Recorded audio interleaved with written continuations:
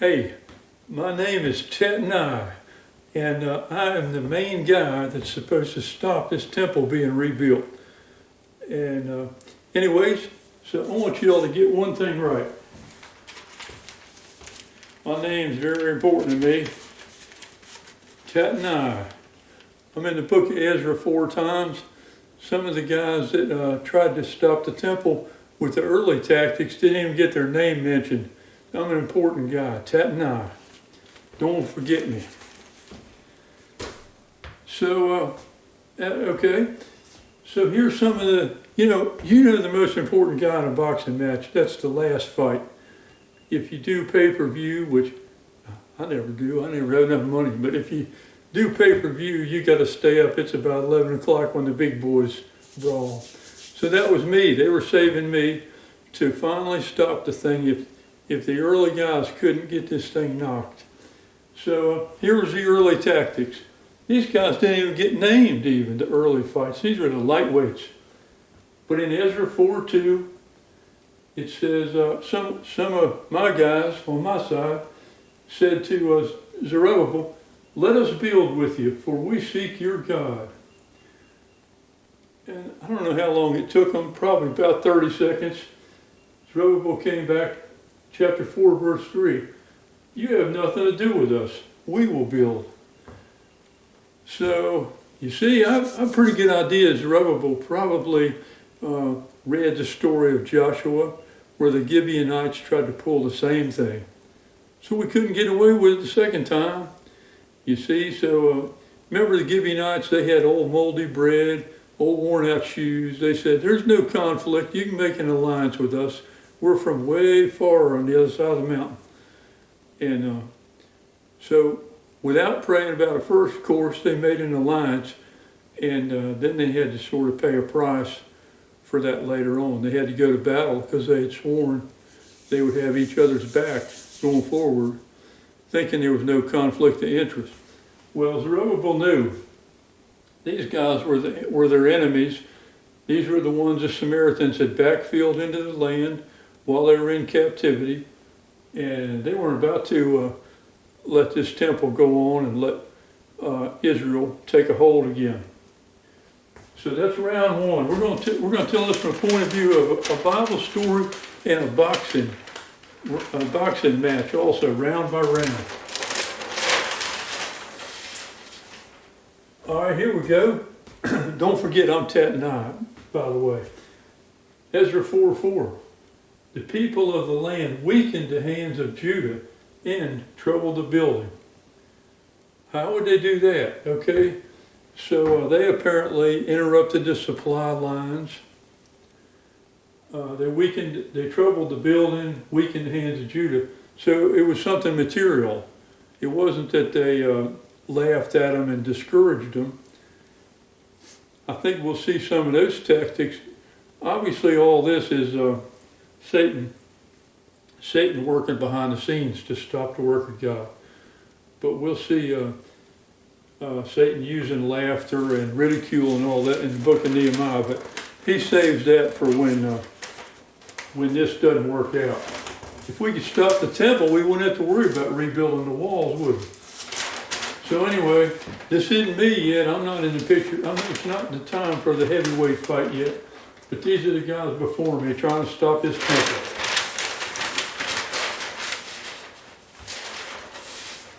Ezra 4:5. "And they hired counselors against them unto the reign of Darius."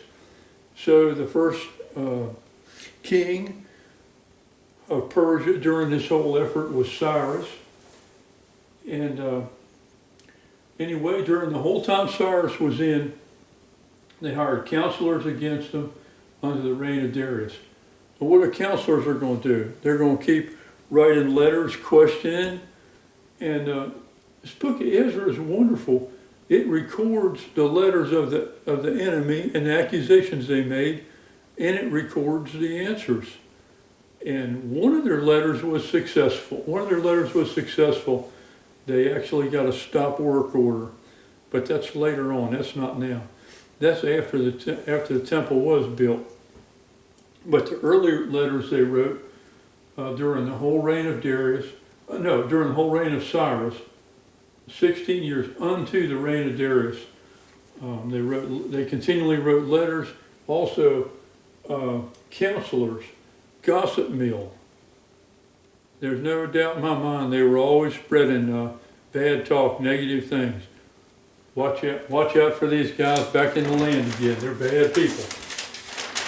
All right, these are still the warm-up rounds. I'm not in there yet. They're saving me for the last. If all else fails, they're bringing in the big guns. I didn't come out too well when I got my chance in the ring. You'll see. But anyway, Ezra 4:6. And they wrote letters to King Ahasuerus, accusing the Jews of anything they could think of.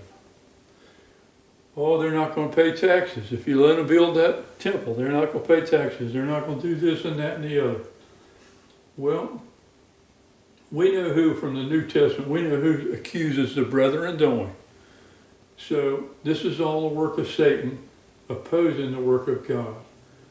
So it's good to learn from. And some of these guys towards the end, they actually named them. But hey, I'm not even going to repeat their names, because the only name we care about today, hang on one second, let's get this spelling right. I am TATNAI. That's the name you want to remember. I'm the one, when they bring me in, it's when they know they need the big guns. So, okay, these are the early tactics. Now, what about this guy, King Ahasuerus?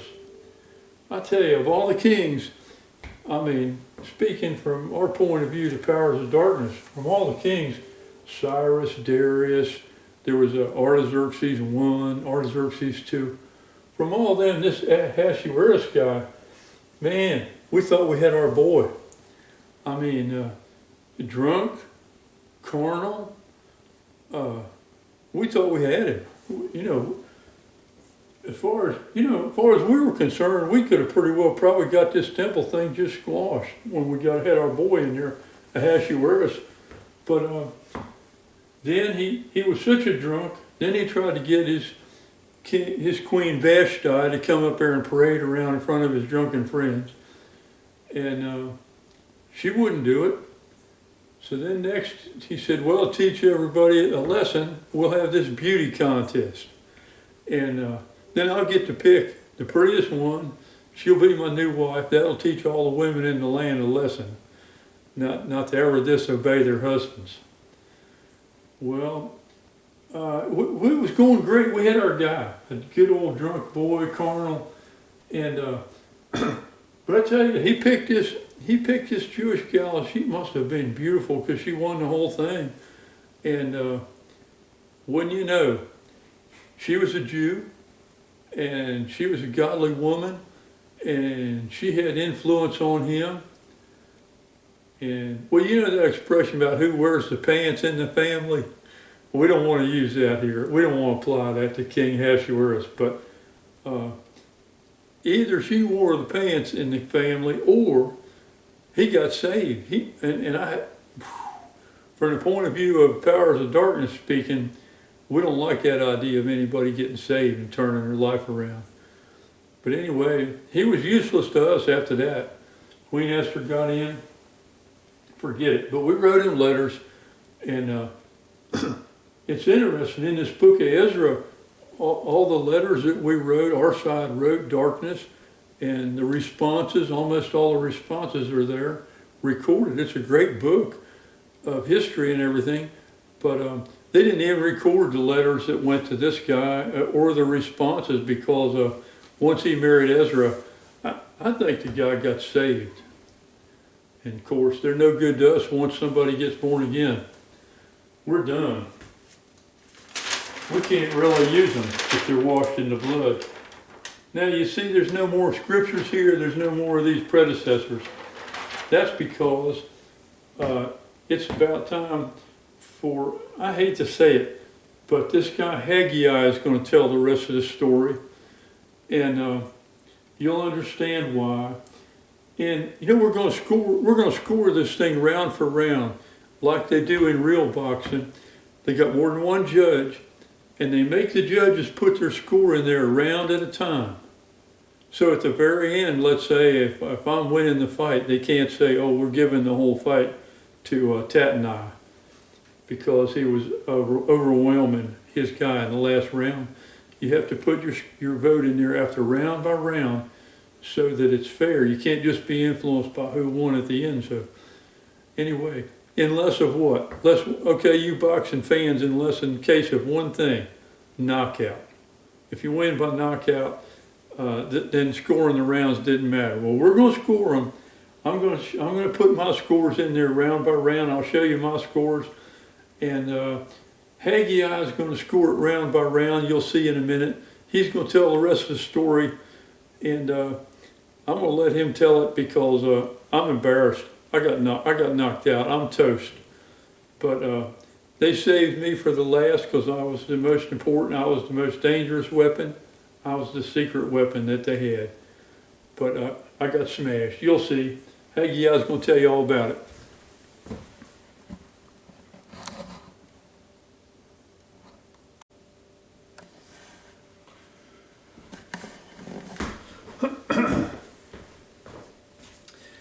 Hello, I am HAGGAI the Prophet. And I got to look a little sharper than old TATNAI. He's not hitting on too many cylinders. Okay, so we're going to try to make this quick. This was a knockout round. You remember TATNAI was bragging about him being the final, the heavyweight round? It didn't last too long. Okay, he saved up all his effort for this letter he was going to write to Darius. And you're welcome to read it. It's in Ezra chapter 5, verse 7 through 17. It's not worth listing.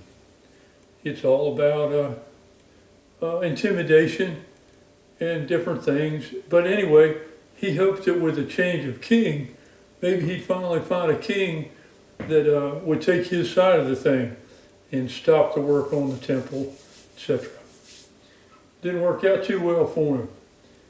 This was the first 50B restraining order in history. You've heard of the law of first mention in Scripture? This is it. Well, just one little aside is, if you ever need a real 50B restraining order against anyone, when you go to the magistrate's office and tell them that so-and-so is bothering me and I want him to stay away, you have to, part of your answer has to be that you're afraid of that person. Just to let you know, little piece of law about getting a 50B restraining order. Well, this is one right here.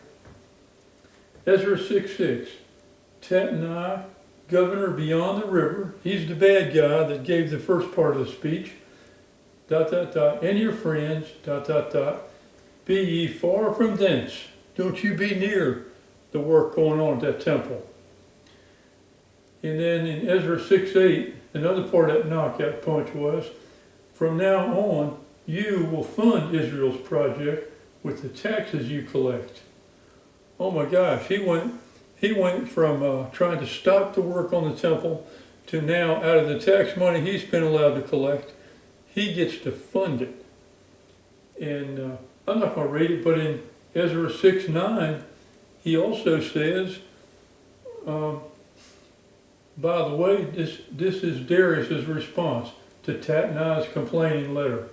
He also says, by the way, you're going to bring them daily. The only reason you can come near that project, you will daily bring them the bulls, the sheep, and whatever they need to sacrifice to their God daily. Don't be behind on that project. Wow. Talking about a knockout punch. It's no wonder TATNAI didn't want to give this part of the speech. But there is another part of this. I'm HAGGAI, remember? This is HAGGAI chapter 1 through 7. You might call this the real problem. Okay, in chapter 1, verse 2. The people say, the time is not come for the Lord's house to be built. Oh, it's a timing issue. How come you're not giving? The people in the land, people that came back from captivity, you have everything going for you. The foundation got built 16 years ago, and nothing's happened since?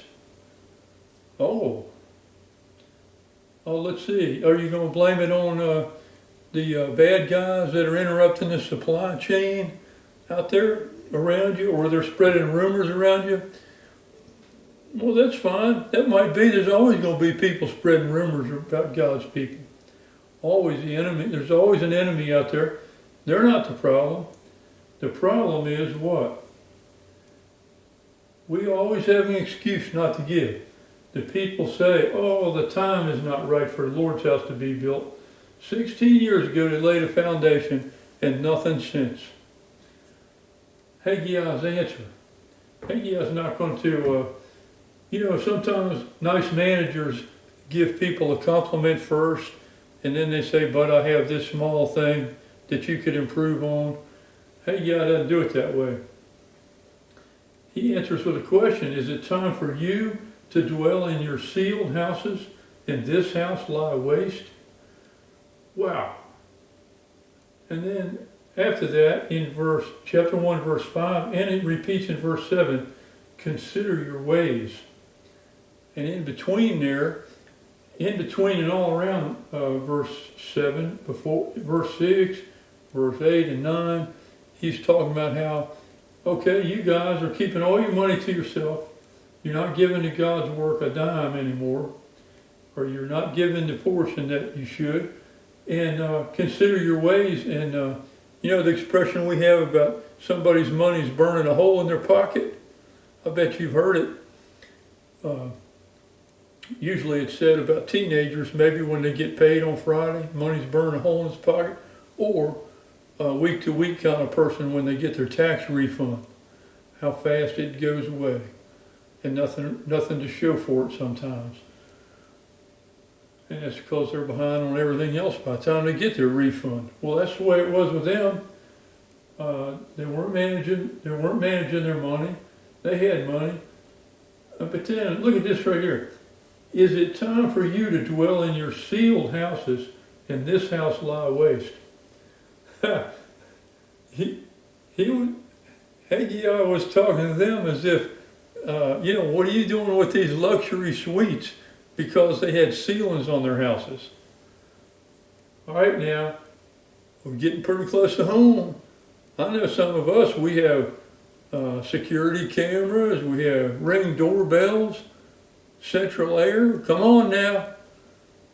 But all he's knocking them for is they already had ceilings on their houses, but the temple's not being kept up, not in good shape. Project's not where it ought to be. So proportionate giving, balanced giving all along is the right way. You don't let God's work fall behind while your work surges ahead. I wouldn't consider having a roof on your house that your work is in overwhelming good status. But anyway, the idea that they had roofs and then they had left just only the foundation of the temple, Haggai nailed them for it. And then came this question about the time has not come for the Lord's house to be built. Well, if you haven't settled in your mind to give proportionately out of your income, it won't be time. That's why there's this idea about first fruits. When you first have income, or if your pattern is that you give on the first of the month no matter what, let's say your income comes in staggered during the month, but you purposed in your heart you're going to give on the first Sunday of every month, no matter what. You're not going to wait till the end of the month to see if you have any money left. That's not it. That can't be the plan. But anyway, you purpose in your heart a plan for giving and you stay with it. And then this kind of stuff doesn't happen where God's work gets way behind. 1 verse 5 and 1 verse 7, you can read them. He's talking about having a hole in your bag, a hole in your pocket. You're working, you're accumulating. You think you got away with something by not giving during this time of distress, so to speak, and maybe it's not God's time. Well, he said, you're not getting ahead. It's like your bag for your finances has a hole in it. Everything's going right through. Are you really prospering by this, by not giving proportionally? All right, I want to look at something else. We're going to come back to this. This is back to our box and scorecard. We're going to wind up with box and scorecard. Oh, but here you go. One little thing. I would have liked to actually had this a little farther back in the speech, but Ezra 5:4 and in 5:10, TATNAI, the big guy, he kept going up to the Israelites working on the temple. What are the names of the men that build? I want the names. Well, that's like something you might overhear someone saying to an employee at Lowe's or Home Depot or someplace. They want this guy to start jumping. They want him to do twice as much and be afraid and intimidated. We want to write down your name. What's your badge number? Maybe to a policeman. What's your badge number? To try to intimidate. I wanted to tell you their answer. Verse 11 of Ezra 5. We are the servants of the God of heaven and earth, and we are building. That's who we are. We're the servants of God, and we're building. That's what we're doing. End of story. When you see that someone's going out of the way to intimidate you, there's no sense spending a long time. There's not a lot to discuss. They're against you. When you know somebody's set against you, there's no big investment of your time with them trying to make best friends, whatever it is. They need to have a change of heart. And people can have a change of heart. In fact, there's a celebration. There's a celebration here because as soon as they got the temple built, there's a big celebration. I think it lasted 6 days because they won the king's heart over to be towards them. Man, you talking about towards them.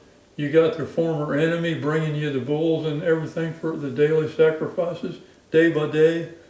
You got coming out of this previous enemy, out of his tax money, he's coming to fund your project. Wow. And any other time other than him bringing you gifts, he's staying clear. He's not around here heckling and intimidating anymore. So yeah, they won the king's heart. It was a big deal. All right, now, you remember this box and scorecard? We're going to compare Haggai's scorecard round by round to TATNAI's. Here we go.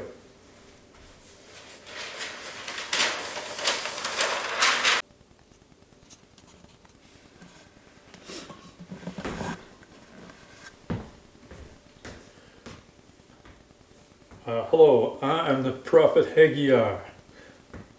I'm intending to tell this story from God's point of view, my point of view, and here we go. There was this guy, TATNAI, and we're going to look at his scorecard first. He's not right too much, but he got round one correct. He said, okay, Ezra 4:2, let us come and build with you. He wanted to create an unholy alliance. We've already talked about that tactic.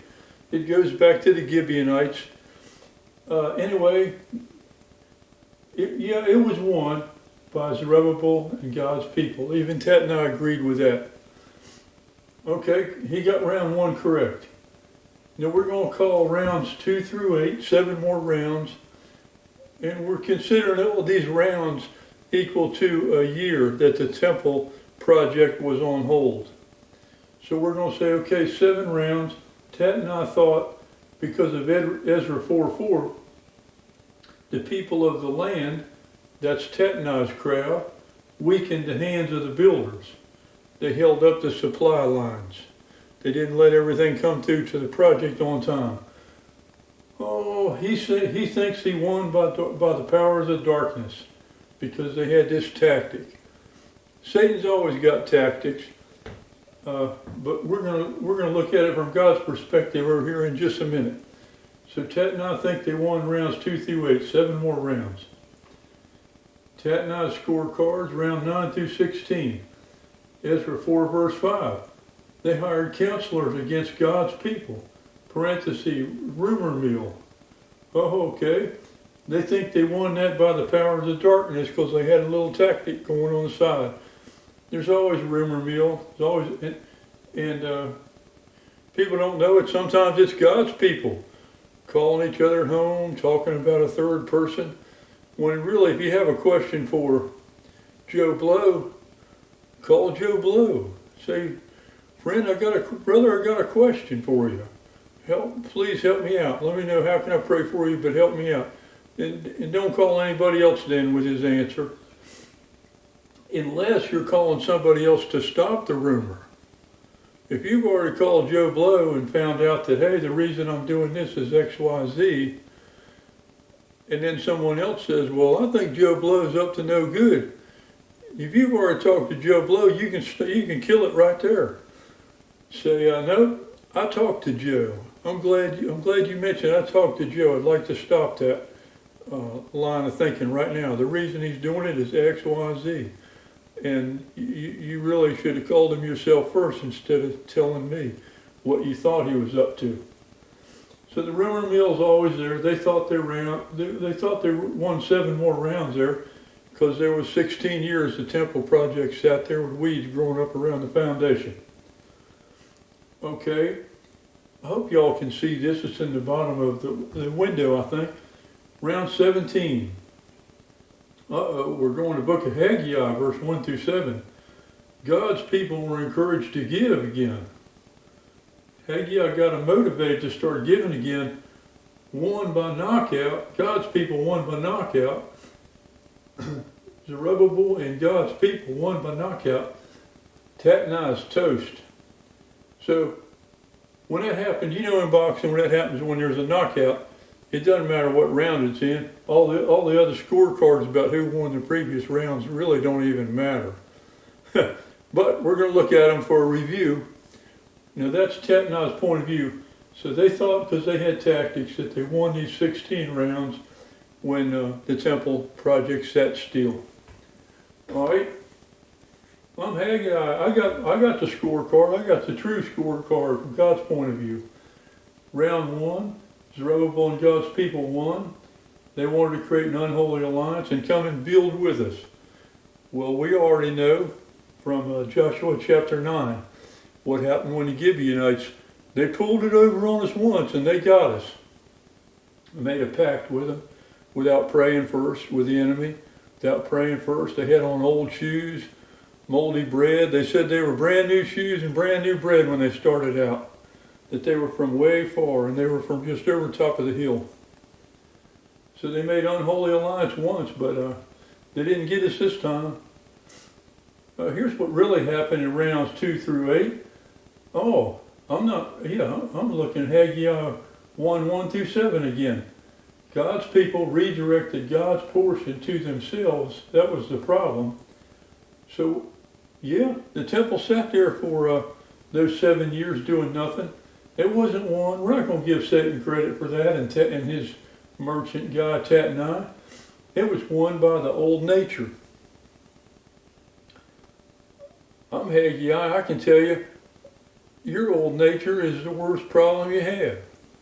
It's not so much, yeah, there's an enemy out there. We know Ephesians later on, Paul's going to write in Ephesians that we wrestle not against flesh and blood, but in principalities and powers in high places. I know that. But he's also going to write in Galatians about the works of the flesh are these. Boom, boom, boom, boom. Here we go. The works of the flesh is what stopped the works of the old nature. Satan doesn't have to send his merchants over here, TATNAI, to talk us into redirecting God's portion to ourselves. I've been a believer a long time. I can think of a reason every year, every week, just about, if I wanted to. But you have to purpose yourself in your mind. What are you going to do about giving? Are you going to automatically give 10% out of every single check comes in the house? Or is there a amount of money on the first of the month that you have peace of mind? And if that's the way you're going to give, then do it consistently. So they had got back to the idea, hey, we pretty much need all this money to spend on ourselves. 16 years, that's what happened. Rounds 9 through 16. Remember, TATNAI they had this tactic over here during those years, hired counselors, they had a rumor mill going. That's always going to be the case. That wasn't the problem. Again, same thing. HAGGAI 1, 1 through 7. God's people redirected God's portion to themselves. There's the rest of the years won by the old nature. TATNAI's around here. As a matter of fact, TATNAI wasn't even in those rounds. Those were the guys before him. They saved TATNAI for the last round, which was this letter to Darius. Backfired on him terribly.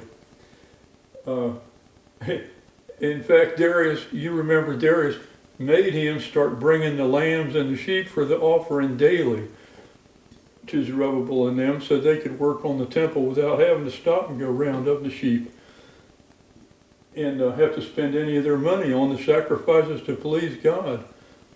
That was a wonderful end to that story. They celebrated 6 days also after they got the temple done because of that, how God turned Darius' heart. I hope this is in the bottom of the camera, but I'm going to read it. In case it's not, I'm going to read it.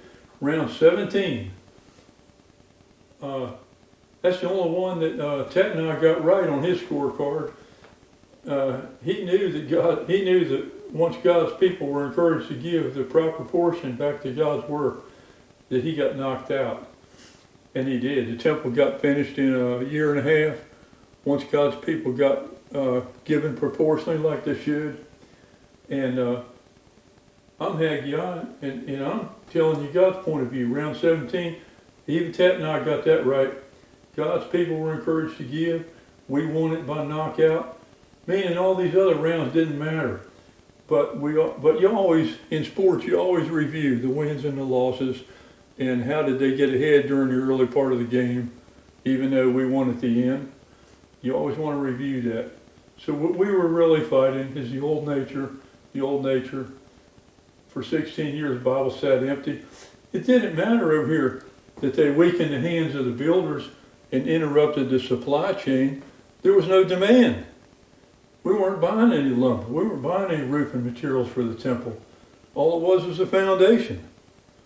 So they're over there snickering, we really did something. We held up a bunch of tiles that were going on the roof. And problem was, nobody was buying any tiles for the temple project. All of God's people were spending every dime on themselves. So when God's people give proportion like they're intended to do, it's a knockout win. And both sides even know that.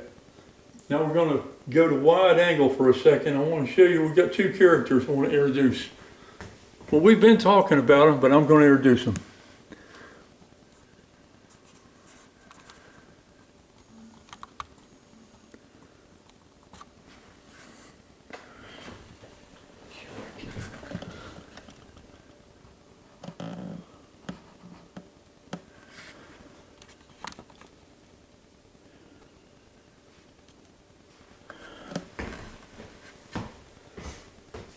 Okay, I hope you can see that. This guy, he's proud.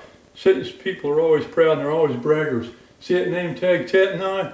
Well, I partly wanted coming out of this story of the first half of Ezra.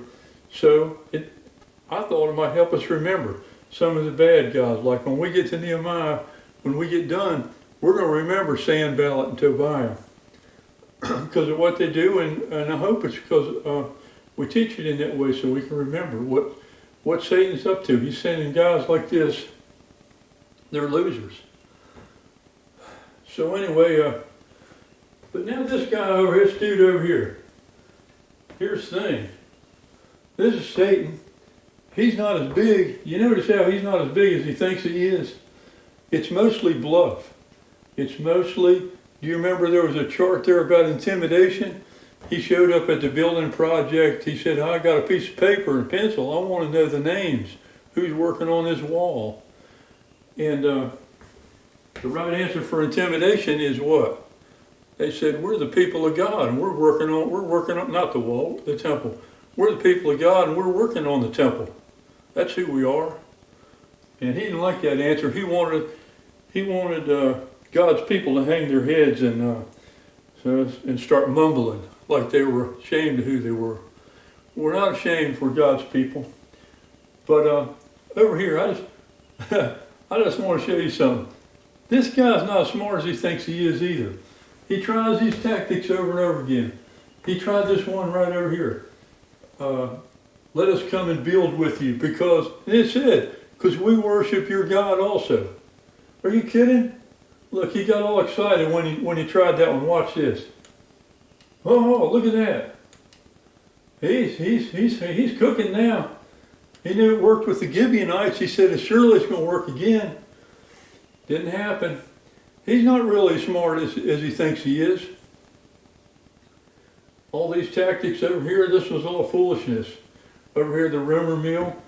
The rumor mill's a laugh. The only thing, when you hear a rumor about Joe Blow, when you hear somebody give you a rumor about Joe Blow, you say, well, I appreciate you sharing that with me. I think I'm going to call him tonight. Whoever spread that gossip to you is going to be embarrassed. And they're going to say, well, I don't really know it's true, but that's what I've heard. And you say, well, that's no problem. Hey, I'm a good friend of Joe Blow's. I'm going to call him and find out about it tonight. I'll let you know what the answer is. Boom. Rumor mill thought he had a big tactic. Watch his smile on his face. See that? He gets all excited about the rumor mill. Look at him. He's got nothing really. But the one thing he didn't have, he was taking credit for all this and strutting his stuff, man. He was cooking. He thought he had it because that temple sat there 16 years. It wasn't anything he did. It was right here. It was won by the old nature. 16 years of God redirecting God's portion. God's people redirected God's portion to themselves. So, anyway, here's my point. Some of us have real financial struggles because of coronavirus. Some people are waitresses and they've actually lost their job a long time ago. No idea when they can go back to work. I know all that stuff. Some of us are on Social Security and retirement and all that, and our situation is a little more steady.